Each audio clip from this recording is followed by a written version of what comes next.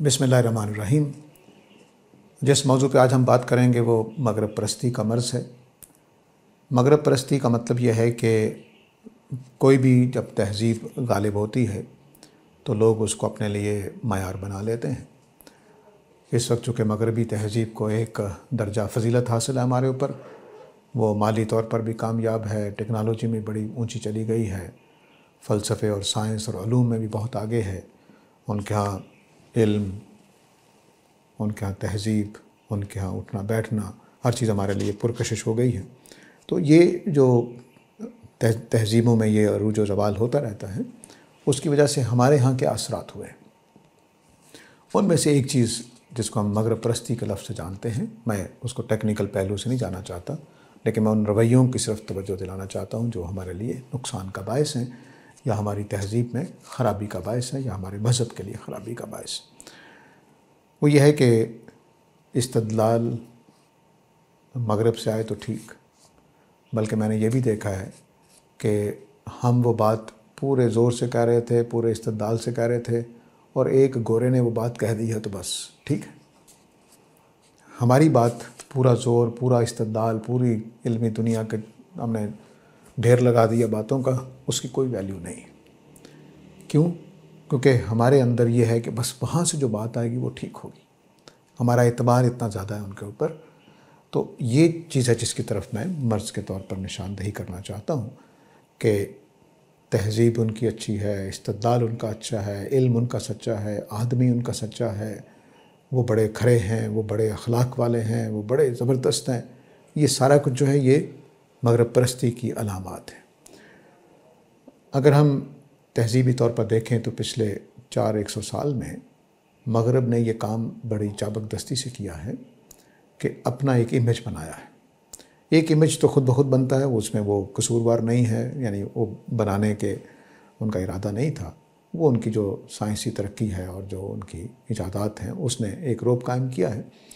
لیکن اس سے پہلے ہی، ابھی وہ سائنسی روپ قائم نہیں ہوا تھا، اس سے پہلے ہی انہوں نے ایک کام کرنا شروع کر دیا تھا۔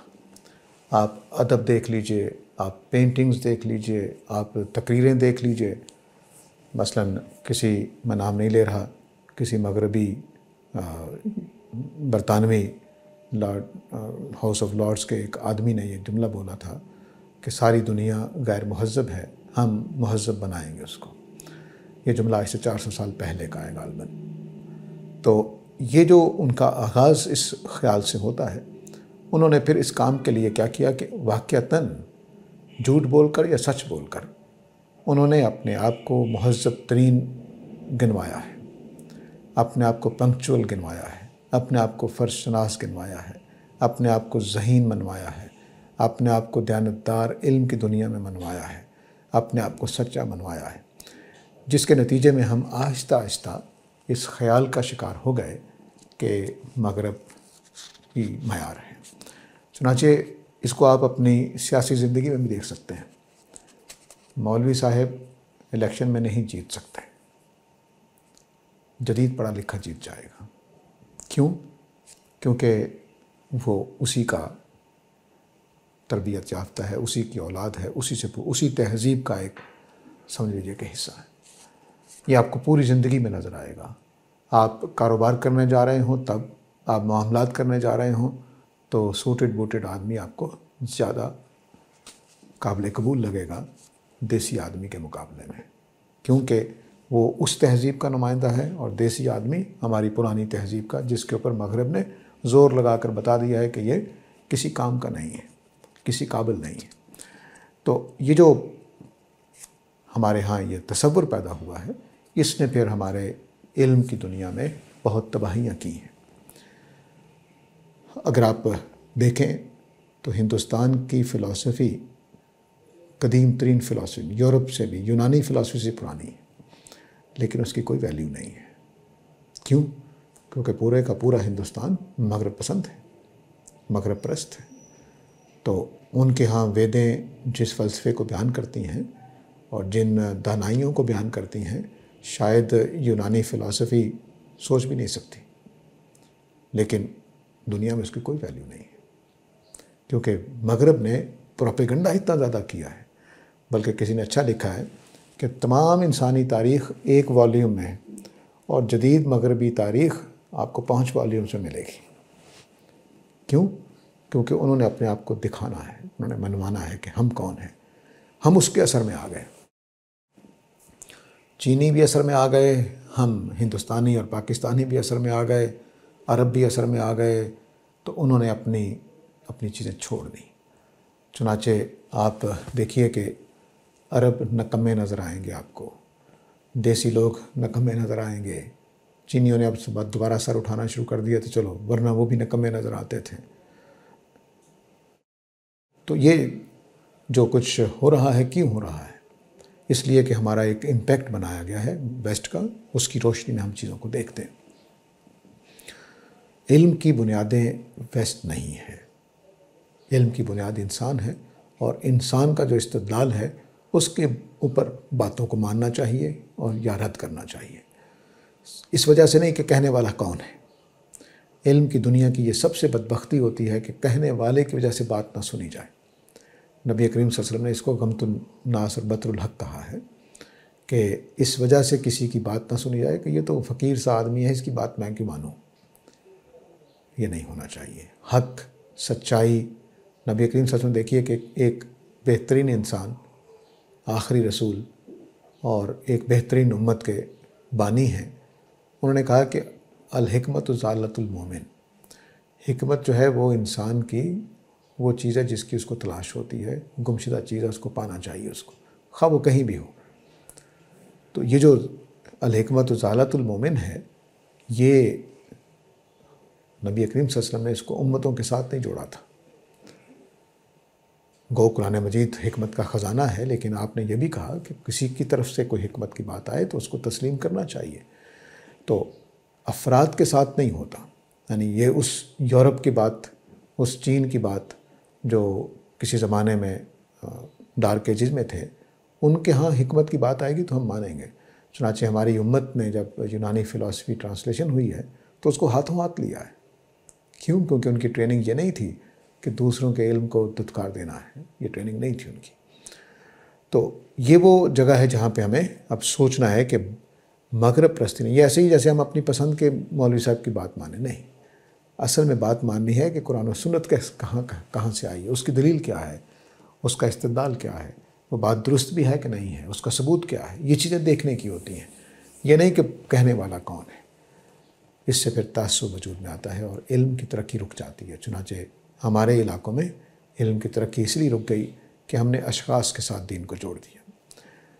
اسی طرح جو رویے ہیں، یعنی میں نے بے شمار لوگوں کو دیکھا ہے کہ وہ اگر کوئی آدمی جدید قسم کی بات کرے تو اس کے لیے تانا بھی بن جاتا ہے کہ وہ مغرب پرست ہے، حالانکہ اس سے بڑے پیمانے پر وہ خود مغرب پرست ہوتا ہے۔ تو یہ چیزیں درست رکھنی چاہیے کہ جو چیزیں قرآن و سنت سے آ رہی ہیں، دین سے آ رہی ہیں، ہماری تہذیب سے آ رہی ہیں، وہ غلط بھی ہوتی ہیں، صحیح بھی ہوتی ہیں، کیونکہ قرآن سمجھنے والا قرآن میں غلطی کر سکتا ہے۔ تہذیب کے اندر ایسی چیزیں ہو سکتی ہیں جو پرانے زمانے میں ہمیں اچھی لگ رہی تھی لیکن اب وہ ہمیں برے لگنے لگ جائیں، یہ سارے امکانات ہوتے ہیں۔ لیکن اس کا مطلب یہ نہیں ہوتا کہ ہم صرف اس وجہ سے چیزوں کو چھوڑنا شروع کر دیں کہ یہ ویسٹرن معیار کے مطابق نہیں ہے، یہ ویسٹرن علوم کے مطابق نہیں ہے۔ ہماری اپنی بھی تہذیبی اقدار ہیں، ان کو ہمیں اپنے لحاظ سے زندہ رکھنا ہے، ان کی اپنی ویلیوز ہیں، اور اسی طرح ہمارے اپنے علوم ہیں، ہمارے اپنی فلاسفیز ہیں، ان کو زندہ کرنا ہے، ان کو بھی لوگوں کو دینا ہے۔ زبانیں مٹ رہی ہیں مغرب پرستی کی وجہ سے، ہم اپنی زبان آہستہ آہستہ چھوڑ کر انگریزی میں داخل ہو رہے ہیں۔ اور میں نے اپنی زندگی میں 3 دور دیکھے ہیں۔ ایک وہ دور تھا کہ اپنی اپنی بولی بولتے تھے ہم، پھر وہ دور آیا کہ مثلاً پنجاب میں پنجابیوں نے اردو بولنی شروع کر دی، یہ ان کے پڑھے لکھے ہونے کی علامت تھی، تو انہوں نے اپنی دیسی زبان چھوڑ کے اردو بولنی شروع کر دی بچوں کے ساتھ، تو ان کے بچے اردو سپیکنگ ہو گئے۔ اب جو اردو سپیکنگ والے تھے انہوں نے اپنے بچوں کے ساتھ انگریزی بولنی شروع کر دی ہے، تو اگلی نسلیں انگریزی سپیکنگ اولاد پیدا ہونی شروع ہو جائے گی، اور اگر یہ سلسلہ چلتا رہا تو میں یہ دیکھ رہا ہوں کہ اگلے 100 سال کے بعد شاید ہماری زبان انگریزی ہوگی۔ تو یہ مغرب پرستی کا ایک ایسا اظہار ہوگا کہ جس کے نتائج ہم ابھی نہیں دیکھ رہے ہیں۔ زبان کا ختم ہونا یہ چھوٹی بات نہیں ہے، یہ تہذیب کا ختم ہونا ہے، ایک قوم کا ختم ہونا ہے، ایک شعور کا ختم ہونا ہے۔ مثلاً میں جن تصورات کو پنجاب میں بیٹھ کے باقی دنیا سے مختلف تصورات رکھتا ہوں، وہ سارے مر جائیں گے، وہ سارے فوت ہو جائیں گے۔ میرے جو پنجابی تصورات ہیں ان کی انسانی علوم کے اندر ایک اہمیت ہے، ایک ویلیو ہے، ان کو زندہ رہنا چاہیے۔ میرے جو اردو کے تصورات ہیں وہ ان کی ایک ویلیو ہے۔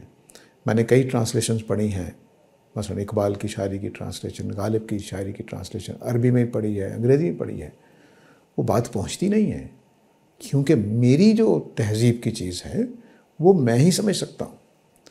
اس کو زندہ رکھنے کے لیے میرا اس کا جو کنٹینر ہے لینگویج، اس کو زندہ رہنا چاہیے۔ تو مغرب پرستی اچھی چیزوں میں الحکمت زالت المومن کے اصول پر ہمیں کرنی چاہیے، وہاں سے جو اچھی چیزیں آ رہی ہیں ضرور لینی چاہیے، علم و تحقیق کی چیزیں لینی چاہیے، لیکن جو چیزیں میری ہیں جن میں کوئی عیب نہیں ہے، صرف اتنا عیب ہے کہ وہ دیسی ہے، اور صرف اتنا عیب ہے کہ وہ میری سرزمین میں پیدا ہوئی ہے، اس کے علاوہ اس میں کوئی عیب نہیں ہے۔ مثلا ماں باپ کا احترام، اس میں کیا عیب ہے؟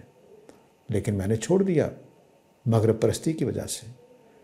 اسی طرح ہمارے ہاں حیاداری سے رہنا، اس میں کوئی عیب نہیں ہے، لیکن ہم نے حیا ختم کرنا شروع کر دیا اپنے معاشرے مغرب پرستی کی وجہ سے۔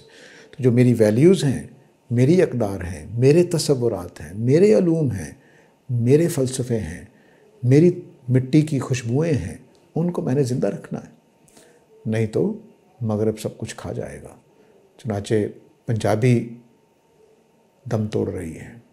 مثلا پنجاب میں اکثر لوگ، اب تو میں نے دیکھا ہے کہ جو چھوٹے شہروں سے لوگ آتے ہیں، گاؤں سے دیہاتوں سے لوگ آتے ہیں، وہ بھی یہاں آ کے اردو بولنا شروع کر دیتے ہیں، انگریزی سیکھنا شروع کر دیتے ہیں۔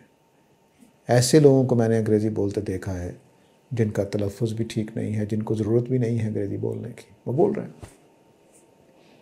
کوشش کر رہے ہیں کہ بچے کو پنکھا سکھانے کے بجائے فین سکھا رہے ہیں، بچے کو آم سکھانے کے بجائے مینگو سکھا رہے ہیں۔ تو یہ جو فیشن بن گیا ہے، اس کے نتیجے میں میرا اپنا آم کا لفظ ختم ہو جائے گا، اور آم کے لفظ کے ساتھ جو میرے وابستہ جذبات ہیں وہ مینگو کے ساتھ نہیں ہیں، بالکل ہرگز نہیں ہے۔ اس کو یوں سمجھ لیجئے کہ ولگر الفاظ ہمارے ہاں انگریزی والے استعمال کر کے ہمیں اتنی شرم محسوس نہیں ہوتی جتنی اردو والے کر کے یا پنجابی والے کر کے ہوتی ہے، کیونکہ پنجابی کے لفظوں کے ساتھ ہمارا ایک اور طرح کا تعلق، گہرا تعلق جڑا ہوا ہے، جو انگریزی لفظوں کے ساتھ اکثریت کا نہیں جڑا ہوا۔ جو بولتے ہی انگریزی ہے ان کا جڑ گیا ہوگا۔ تو یہ جو تصورات ہیں کہ ہم اپنی زبان کے ان باریک دھاگوں سے بھی بندھے ہوئے ہوتے ہیں جو دوسرے کو نظر نہیں آ رہے ہوتے، وہ سب کچھ برباد ہو جائے گا۔ تو ہمیں اپنی ان چیزوں پر دھیان دینا ہے۔ مغرب پرستی میں اپنی شخصیت، اپنی تہذیب کے قاتل ہمیں نہیں بننا ہے، اپنی زبان کے قاتل نہیں بننا ہے، اپنے تصورات اور اپنے فلسفوں کے قاتل نہیں بننا ہے، بلکہ ان کو زندگی دینے کی ضرورت ہے، ان کو قائم رکھنے کی ضرورت ہے، ان کو جدید انداز میں پیش کرنے کی ضرورت ہے۔ مجھے یاد ہے کہ عراق کے ایک نوجوان نے غالباً آکسفورڈ یونیورسٹی سے پی ایچ ڈی کی، تو پی ایچ ڈی انہوں نے بڑے زبردست طریقے سے کی، تو انہوں نے کہا کہ تمہارا ہم لیکچر رکھنا چاہتے ہیں۔ تو یہ اس وقت ایئرپورٹ پہ بیٹھا ہوا تھا عراق واپس جانے کے لیے۔ تو جب اس کو فون آیا کہ آپ کا ایک لیکچر رکھنا ہے ہم نے آپ کے موضوع پر، تو وہ سائنس کے تھے، سائنس کے کسی مضمون میں پی ایچ ڈی کی انہوں نے وہیں بیٹھے بیٹھے ایئرپورٹ پہ اپنے والد سے رابطہ کیا جو عراق میں لائبریرین تھے۔ انہوں نے کہا مجھے یہ لیکچر کا کہا گیا تو میں کس موضوع پہ لیکچر دوں، تو دینا چاہتا ہوں مسلمانوں کی سائنس پر۔ اس کے والد نے کہا ٹھیک ہے آ جاؤ۔ تو انہوں نے عراق کی لائبریریوں کے اندر، کتابوں کے اندر سے سائنسی جو چیزیں تھیں ان کو نکالا، تو انہوں نے لیکچر دیا 1001 انوینشنز مسلمانوں کی، اس کے اوپر۔ وہ لیکچر اتنا کامیاب رہا کہ بی بی سی نے اس کے اوپر پورا ایک پروگرام بنایا، ابھی بھی آپ دیکھ سکتے ہیں، شاید نیٹ پہ اویلیبل ہو، 1000 انوینشنز مسلمانوں کی۔ تو وہ اگر آپ اس میں دیکھیں تو انہوں نے 1001، وہ کہتے ہیں کہ ملکہ جو وفات پا گئی چند سال پہلے، انہوں نے بی بی سی کا وہ جو سیٹ اپ لگایا ہوا تھا اس میں دیکھنے آئی، انہوں نے ماڈلز بنائے ہوئے تھے جو ورکنگ ماڈلز تھے، تو انہوں نے کہا اچھا مسلمانوں نے اتنا کام کیا ہوا ہے. تو ہماری تہذیب کی یہ ساری چیزیں اسی ویلیو کی ہیں. وہ 1001 انوینشنز نہیں ہیں، 1001 فلاسفیز ہیں، 1001 ہمارے جو کہہ لیجئے کہ سائیکالوجی کے نقطے ہیں. ہمارے مسلمانوں کے ہاں خاص طور سے ہندوستان میں سائیکالوجی کا جو کام ہے وہ ویسٹ شاید ابھی تک وہاں نہیں پہنچا ہے. جس زاویے سے ہے وہ کام، وہ سارے مغرب زدی، مغرب پسندیدگی کی نظر ہو گئے ہیں اور ہم بالکل اس سے محروم ہو گئے ہیں. حالانکہ وہ کام ویسٹ کے بھی کام آ سکتا ہے، وہ اس پائے کا کام ہے. تو یہ اس مرض میں سے ہمیں نکلنا ہے، مغرب پرستی کے مرض سے، اور اپنی تہذیب، اپنی قوم، اپنے شعور کو بھی ایک اہمیت دینی ہے اور ان کو زندہ کرنا ہے، ان کو زندہ رکھنا ہے، اپنی زبانوں کو، اپنے تصورات کو، اپنے فلسفوں کو. اس کے ساتھ ہی اجازت چاہتا ہوں. وآخر دعوانا ان الحمد للہ رب العالمین.